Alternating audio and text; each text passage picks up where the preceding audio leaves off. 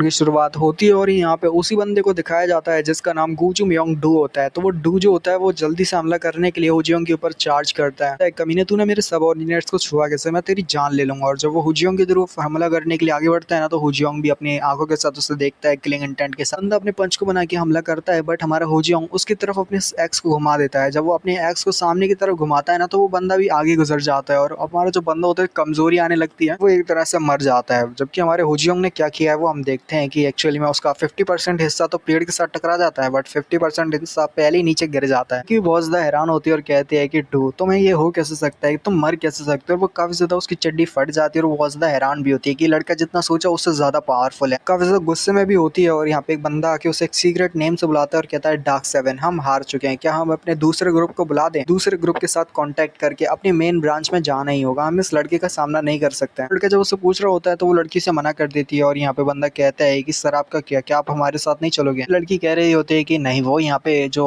इस बंदे है ना यानी होजियोंग है, उसको यहाँ पे पूरी तरह से सबड्यू करेगी, यानी उसको झुका देगी और अपने साथ लेके ही जाएगी, वो मानेगी नहीं। क्योंकि उसे यहाँ पे बदला लेना होता है। डियोक्सान सबका मतलब एक तरह से सबका बदला लेना होता है। जियोंग यहाँ पे वो सॉरी डियोक्सांग की बात तो होजियोंग कर रहा होता है और कहता है कि डियोक्सांग ने मुझसे कहा था, यानी बैगर सेक्टर के सक्सेसर ने मुझसे कहा था कि यहाँ पे मुझे ज्यादा नहीं करना, मुझे किसी की भी जान नहीं लेनी, उनको उनको बेहोश करना है। मैं क्या ही कर सकता हूँ। जब भी मैं इनको अपना एक्स को आगे बढ़ाता हूँ इनके ऊपर हमला करने के लिए, उन्हें दूर धकेलने के लिए, मुझे पुरानी बातें याद आने लगती है कि कैसे इन्हीं जैसे लोगों ने मेरे प्लान को डिस्ट्रॉय किया था। वजह से मेरा किलिंग इंटेंट जाग जाता है और मैं हर एक की जान लेने पे तुल जाता हूँ। कि ओनजी कह रही होती है कि मैं अब अपनी सीक्रेट आर्ट्स का यूज करूंगी, तो ये बंदे को मेरे सामने झुकना ही पड़ेगा। तो साथ यहाँ पे जो असैसिन होता है वो वहाँ पे भाग जाता है और कहता है रॉजर, और वहाँ पे भाग जाता है। उसके साथ लड़की होती है वो भी आगे की तरफ गुजर जाती है। तो होजियोंग काफी ज्यादा मुस्कुरा रहा होता है और कहता है क्या वाकई में क्या तुम यहाँ पे भागने की कोशिश कर रही हो। जी कह रही होती है कि वैसे तुम्हारी जो लॉन्ग वेपन है यानी वो बड़ी सी एक्स है, मुझे नहीं लगता कि वो पेड़ जैसे ऐसे इलाकों में काम करेगी जो कि ऐसी का जो कि एक बड़ा सा फॉरेस्ट है, और फॉरेस्ट में तुम्हारी लॉन्ग वेपन काम नहीं करेगी इतने ज्यादा डिस्टेंस में। तो हमारा होजियोंग कहता है कि मैं तुम अपने हेड का इस्तेमाल करना जानती हो, जो भगवान ने तुम्हें दिमाग दिया तुम उसका इस्तेमाल भी कर रही हो, तो मजेदार है जानने में। वो गुजुमियोंग क्लैन की जो स्क्वाड लीडर हो वो तुम हो, तो देखने में काफी ज्यादा मजा आएगा कि तुम कितनी समझदार हो। वहीं थोड़ी बहुत सुबह भी होने लगती है और यहाँ पे वो लड़की और असैसिन भाग रहे होते हैं। असैसिन जब वहाँ पे पहुंचता है ना, तो वो जाके देखता है कि उसके सामने फिर भी उसके बहुत सारे साथी, जो दूसरा ग्रुप होता है ना वो टंगा हुआ होता है, उसके दूसरे ग्रुप के जितने भी साथी वहाँ पे लटके हुए होते हैं। और वो बंदा बहुत ज्यादा हैरान होता है और कहता है कि ये क्या हुआ, यहाँ पे कैसे हो सकता है ये सब, इतनी आसानी के साथ किसने पकड़ लिया, क्या तुम जानते भी हो। तो यहाँ पे बंदा कहता है कि ये किसका काम है। पूछता है कि आखिर तुम कहने की कोशिश क्या कर रहे हो, जबकि पीछे से हमारा वो निकलता है बेगा सेक्टर का सक्सेसर, उसे बेहोश कर देता है और वो कहने लगता है यार हम तो ऐसा लग रहा है जैसे यहाँ पे आसपास की गलियों के क्लीनर्स बन चुके हैं, यानी गलियों को साफ करने वाले बन चुके हैं। जरा देखो तो हमें फिर से यहाँ पे पकड़ना पड़ रहा है, जो हम कमीने की वजह से हुआ है। हम माना कि वो प्रेडिक्शन अच्छी करता है, इसका मतलब यह नहीं कि वो यहाँ पे जो चाहे वो कर सकता है और हम उसकी पूरी मदद करेंगे। पता नहीं वो अपना काम उधर दूसरी तरफ संभाल भी रहा होगा कि नहीं। यहाँ पे बंदा आता है और कहता है एक्सीजर, यहाँ पे बैगर सेक्टर का सक्सेसर अपने साथी से कहता है कि चलो इसको भी दूसरी तरफ बांध दो। तो बंदा कहता है अच्छा ठीक है सक्सेसर, जैसा आप कहते हो, और साथ ही वो बंदों से बांध देता है। बंदे आके उसे ले जाते हैं और यहाँ पे दिखाते हैं कि हमारा वो कह रहा होता है बैगर सेक्टर का सक्सेसर, भले ही जितने भी लोग हों इतने ज्यादा पीपल इनफ नहीं है, यानी कि हमें एविडेंस और ज्यादा चाहिए, हमें और ज्यादा एविडेंस की जरूरत है। हमारा मेन ओपोनेंट तो जो हुजियोंग ने बताया था कि मेन ओपोनेंट जो है हमारा वो गुजुमियोंग क्लैन ही है। अगर हमने यहाँ पे कुछ भी गड़बड़ की या कुछ भी उल्टा सीधा करने की कोशिश की, तो गुजुमियोंग क्लैन जो कि बहुत ज्यादा पावरफुल है, 2 क्लैंस के तक की बराबर पावर रखता है, उस क्लैन के साथ हमें बढ़ना पड़ सकता है। तो मुझे यहाँ पे अपने क्लैन को भी बचाना होगा, यानी हमारे बैगर सेक्टर को भी मुझे देखना होगा। ऐसा नहीं कि मैं यहाँ पे पूरा ब्लाइंड होके जियोंग की सहायता करूँ, बाद में जाके उल्टा मैं ही फंस जाऊँ और हमारा बैगर सेक्टर ये सब के बीच में आ जाए, तो क्लैन लीडर तो मुझे छोड़ेंगे नहीं। हमें पब्लिक का भी बैकलैश मिल सकता है, यानी जो पब्लिक होती है ना वो भी यहाँ पे उल्टा सीधा बोलेगी, क्लैन के बारे में उल्टा सीधा फैलाएगी इधर उधर, इनकी बहुत ज्यादा बेइज्जती भी हो जाती है और यहाँ पे क्लैन जैसे पूरा बर्बादी हो जाए ऐसा हो जाता है। तो वो कहता है कि मेरे को पब्लिक का भी देखना रहना पड़ेगा कि पब्लिक को कोई गलत इन्फॉर्मेशन ना मिले। फिर वो कहता है कि मैं बस भरोसा ही कर सकता हूँ फर्स्ट यंग मास्टर पे कि वो यहाँ पे जो फाइनल पर्सन या असैसिन का स्क्वाड लीडर है ना उसको यहाँ पे पकड़ के रख ले। बट अचानक से बहुत ज्यादा डार्क और ऐसा वो होता है ना मर्डरस इंटेंट, जो कि बहुत ज्यादा पावरफुल होता है, उसे दिखाई देता है कि कोई रिलीज कर रहा है मर्डरस इंटेंट को। तो वो उसे पता चल जाता है कि यहाँ पे ये होजियोंग का होता है। तो वो कहता है वो कमीना कहीं का, वो कमीना मेरी बात सुनता क्यों नहीं है। और इसके साथ वो यहाँ पे अपने कुछ 2 डंडे से होते हैं उनको यहाँ पे सामने की तरफ स्लैश लगाता है और वहाँ पे कुछ पत्तियां उड़ने लगती है जो कि बहुत ज्यादा छोटी छोटी होती है, और उन पे से होता हुआ हमारा बैगर सेक्टर का सक्सेसर की तरफ हो जाता है, जो कि 1000 वो होता है 10,000 विलेज ऑटम गस्ट। और जिसके साथ वो बहुत ज्यादा ऊपर चला जाता है और कहता है मुझे कमीने को रोकना ही पड़ेगा। इन्हें होजियोंग मैंने बोला था कि तुम्हें उन सभी को कैप्चर करना है, कैप्टन को भी कैप्चर करना है, उन्हें मारना नहीं है। तो मटर सेंटेंट को रिलीज कर रहा है, तो फिर वो आगे बढ़ जाता है कि होजियोंग दूसरी साइड पे यहाँ पे दिखा देगी कैसे वो पीछा कर रहा होता है उस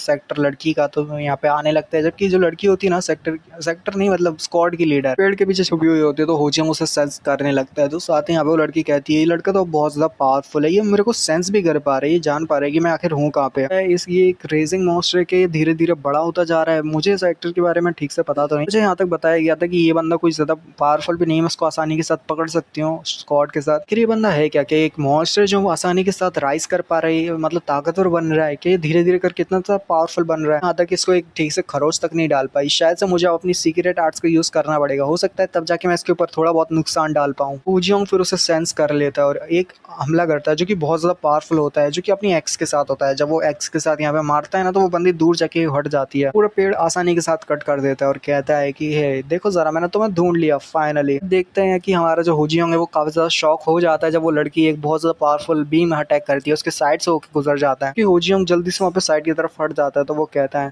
मतलब वो अपने आप को नोटिस करने लगता है कि वाकई में ये वाला का जो हमला था ये काफ़ी ज़्यादा पावरफुल था, जबकि जो स्क्वाड लीडर होती है वो कह रही होती है कि ये तो मज़ेदार है कि तुम्हारे जैसे इंसान ने यहाँ पे मेरे अटैक को डॉज कर लिया, तुम्हें यहाँ पे कुछ भी नहीं होना चाहिए क्योंकि तुमने मेरे जैसे स्क्वाड लीडर को अभी तक पकड़ा नहीं है। तुम यहाँ पे वो अकेले नहीं हो, अकेले इंसान नहीं हो जिसने यहाँ पे एक ऐसी सीक्रेट मार्शल आर्ट्स का यूज़ किया, बल्कि मैं भी हूँ जिसके पास यहाँ पे सीक्रेट मार्शल आर्ट्स है, जो कि मैं इसका इस्तेमाल भी कर सकती हूँ। अब दिखाती है कि तुम्हें सीक्रेट आर्ट्स क्या होती है, तो अपनी एनर्जी को रिलीज करने लगी होती है। तो हमारा होजियोंग भी कहते तो अच्छी बात है, देखने में मजा आएगा कि तुम्हारी सीक्रेट आर्ट्स क्या है, मैं तब से देखना चाहता था। उसके बाद फिर यहाँ पे भी सुबह हो जाती है, यानी होजियोंग का जो टाइम जो सीन होता है वो थोड़ा बहुत अलग अलग सा होता है। तो उसके बाद इस जगह पे भी सुबह हो जाती है, यानी होजियोंग की जगह पे, और वहाँ पे वो दोनों आपस में पंचेस को टकरा रहे होते हैं, लड़ रहे होते हैं। फिर लड़की आगे बढ़ती है और डाली का सहारा रहते हुए वो थोड़ा और अपनी स्पीड को बढ़ा के होजियोंग के ऊपर आगे बढ़ती है। उसके ऊपर अपनी वो एक्सेस स्लैश लगाता है, बट वो लड़की उसके पीछे आके उसके ऊपर हमला करती है। तो होजियोंग भी हैरान होता है क्योंकि इसकी स्पीड बढ़ चुकी होती है और साथ ही इसकी टेक्निक्स जो होती है ना वो भी खतरनाक बन चुकी होती है। उसके पाम से बचने की कोशिश कर रहा होता है क्योंकि उसके पाम में जो होती है ना सीक्रेट आर्ट्स होती है, अगर उसे लगी तो फिर वो बहुत ज्यादा मुश्किल हो जाएगी, उसे भी बहुत ज्यादा दर्द होगा। लड़की होजियोंग पे थोड़ा बहुत भारी पड़ रही होती है, क्यों? क्योंकि वो लड़की अपनी सीक्रेट आर्ट्स का यूज करी, क्योंकि इनके असैसिन में कुछ ऐसी सीक्रेट आर्ट्स होती है जो कि बहुत ज्यादा पावरफुल होती है। तो लड़की उसे एक तरह के रिबन में कैद कर देती है और होजियोंग अपने हाथ को मूव नहीं कर पाता क्योंकि उसने रिबन्स के साथ उसे पकड़ा हुआ होता है। तो लड़की फिर अपनी हमला करने के लिए आगे बढ़ती है और अपनी सीक्रेट आर्ट्स के साथ उसकी जो चेस्ट होती है ना, बड़ी सी चेस्ट, वो बहुत ज्यादा मारती है, पंचेस को